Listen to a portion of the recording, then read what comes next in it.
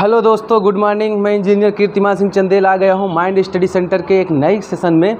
बेटा इस सेशन का कोई नाम नहीं, संडे के दिन हम लोगों ने एक नया इनोवेशन किया है कि हम लोग एक फैक्ट्स पे बात करते हैं। बेटा ये कोई सेशन नहीं है, ये बस एक फैक्ट पे बहस है। तो बेटा इस समय ना होता क्या है कि हमारे व्हाट्सएप, फेसबुक, हर जगह पे एक छोटी सी न्यूज़ निकल के आती है कि जिन लोगों ने वैक्सीनाइजेशन करा लिया है आफ्टर 2 ईयर उनकी डेथ हो जाएगी। तो ऐसा कुछ ये फेक न्यूज़ के तरीके से वायरल हो रही है। जहाँ तक मुझे पता है, मैंने इस पर रिसर्च की थोड़ा बहुत, तो ये न्यूज़ फेक है। क्यों? क्योंकि ऐसा कुछ है नहीं। क्योंकि जिसके इंटरव्यू से ये न्यूज़ तोड़ मरोड़ के निकाली गई है, उनकी जब न्यूज़ हमने पढ़ी तो वहाँ पे पता चला कि ऐसा कुछ है नहीं।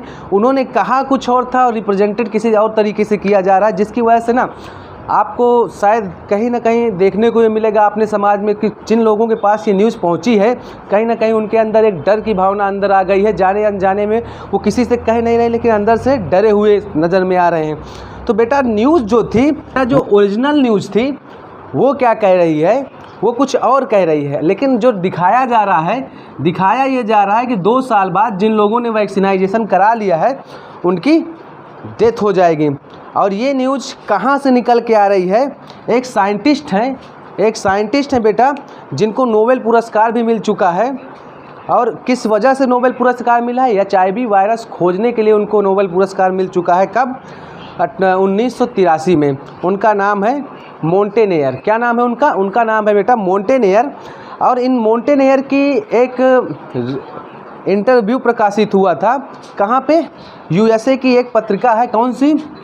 आर एयर करके एक पत्रिका है, जिस पे ये इंटरव्यू इनका प्रकाशित होता है। कब हुआ था ये इंटरव्यू? 18 मई को ये इंटरव्यू हुआ था।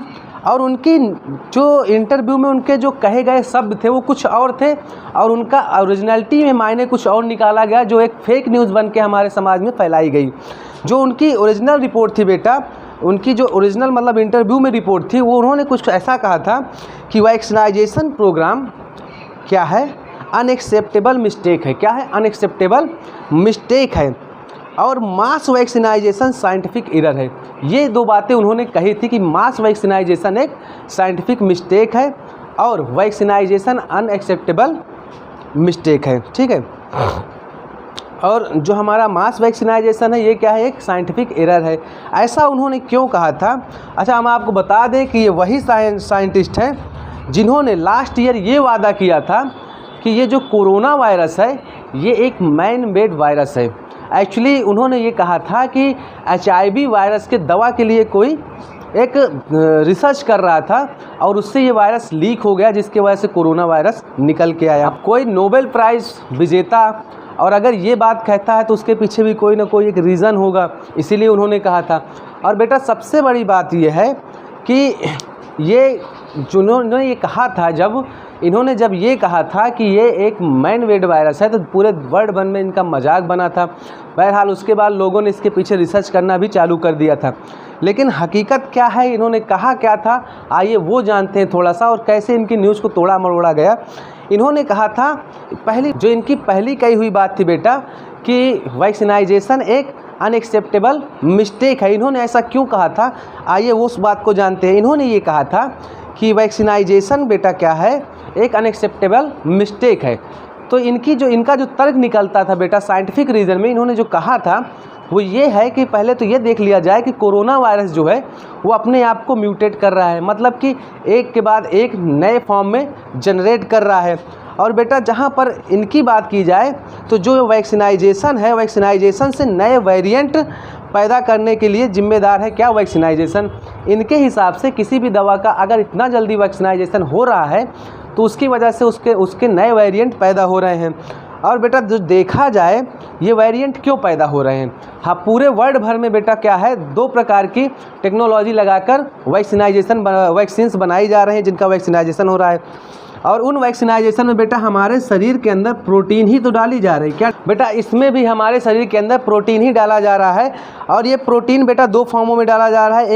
एक तो बेटा क्या है, एक ये है जो एडिनो वायरस से हम लोग RNA डालते हैं, वो वाली प्रोटीन बेटा। जो एडिनो वायरस के सेल से ली गई है। कहाँ से ली गई है? एडिनो वायरस के सेल से ली गई है। और वहीं पे दूसरी तरफ बेटा हम लोग क्या डाल रहे हैं? मैसेंजर आरएनए डाल रहे हैं। ये मैसेंजर आरएनए बेटा, ये बेटा एक प्रकार से कुचले दबे क्या होते हैं? ये वायरसेस होते हैं जो हमारे बॉडी के अंदर बेटा क्या करते हैं? एंटीबॉडी जनरेट कर देते हैं और बॉडी को ज़्यादा इफेक्टेड नहीं करते हैं। वह देखा जाए तो बेटा हमारे भारत में 2 प्रकार की वैक्सीन चल रही हैं। कौन कौन सी? एक बेटा सीरम और दूसरा कोवैक्सीन। और ये दोनों किस पे बेस्ड है? एडिनो वायरस के सेल से लिए हुए प्रोटीन से बेस्ड हैं। ठीक है, ये भी एक प्रकार का वायरस ही होता है। और वहीं पे बेटा दूसरी तरफ वर्ल्ड में मॉडर्ना और फाइजर बेटा क्या कर रहे हैं? मैसेंजर आरएनए पे वैक्सीन बना रही हैं। तो बेटा ये जो मैसेंजर आरएनए है ये क्या क्या है? एक दबे कुचले वायरस है जो हमारे बॉडी के अंदर डाल दिए जाते हैं, आपके शरीर के अंदर डाल दिए जाते हैं। तो ये क्या करते हैं? आपके बॉडी के अंदर उनके खिलाफ, वायरस के खिलाफ एंटीबॉडी जनरेट कर लेते हैं।